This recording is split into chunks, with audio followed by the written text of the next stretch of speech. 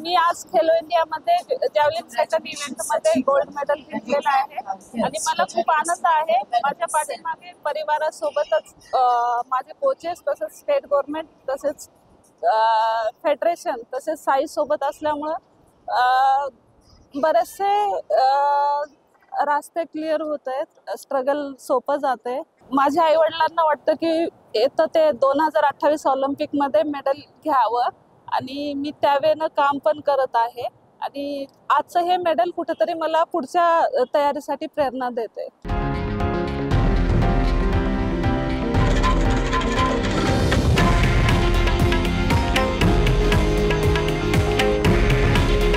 हे आहे देशातील नंबर 1 न्यूज नेटवर्क आणि आपण पाहत आहात TV9 मराठी।